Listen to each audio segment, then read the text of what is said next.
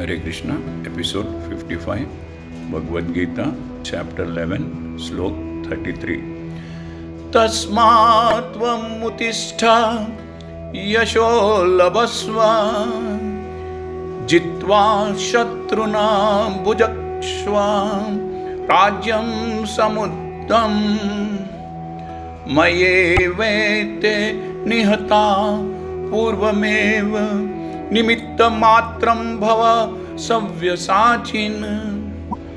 कृष्णा कहते हैं, हे अर्जुन, तुम उठो, लड़ने के लिए तैयार हो जाओ और यश अर्जित करो, यश प्राप्त करो, अपने शत्रुओं को जीतकर संपन्न राज का भोग करो। ये सब मेरे द्वारा पहले ही मारे जा चुके हैं और हे सव्यसाची, तुम तो युद्ध में केवल एक निमित्त मात्र हो।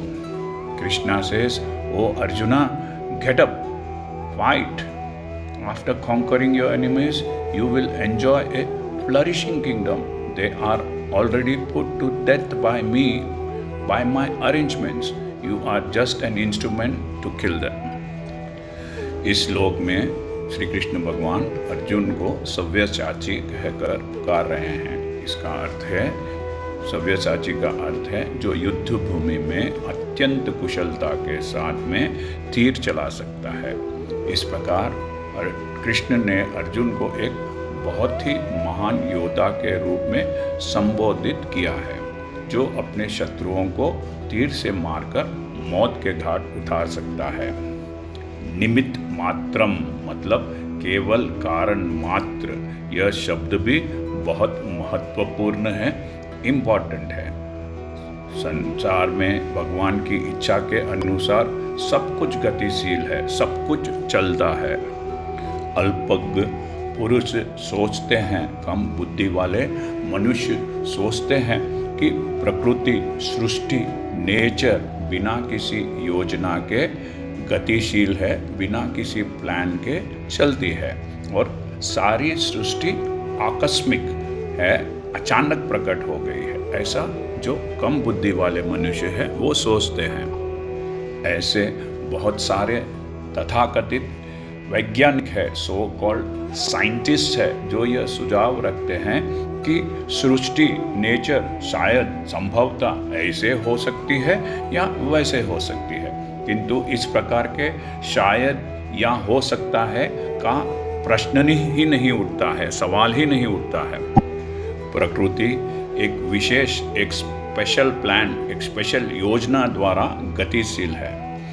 There are no ifs and buts for the nature to run, but the nature runs by a fixed plan.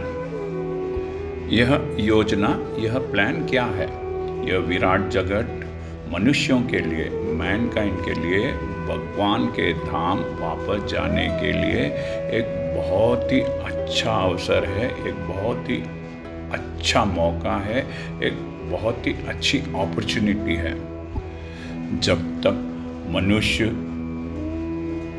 इस प्रकृति के ऊपर प्रभुत्व स्थापित करने की कोशिश करते हैं, नेचर को रूल करने की कोशिश करते रहते हैं, तब तक वे बंधे हुए होते हैं।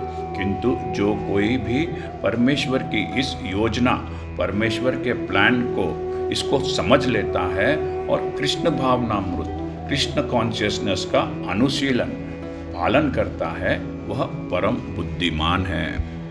Anyone who can understand the plan of the Supreme God and cultivate Krishna consciousness is most intelligent. इस जगत की उत्पत्ति, क्रिएशन तथा इसका संहार, डिस्ट्रक्शन ईश्वर की परम अध्यक्षता में, भगवान के प्राइम डोमिनेंस में होता है। इसी प्रकार कुरुक्षेत्र का युद्ध भी ईश्वर की योजना के प्लान के अनुसार लड़ा जा रहा था। अर्जुन युद्ध करने से मना कर रहा था, किंतु कृष्ण ने बताया कि उनकी इच्छा अनुसार, कृष्ण की इच्छा के हिसाब से और धर्म के हिसाब से, धर्म के मुताबिक अर्जुन को लड़ना ही होगा, तभी वह सुखी होगा। यदि कोई कृष्ण भावनामृत से पूरित हो और उसका जीवन भगवान की दिव्य सेवा में अर्पित हो, तो समझो कि वह कृतार्थ है, सफल है।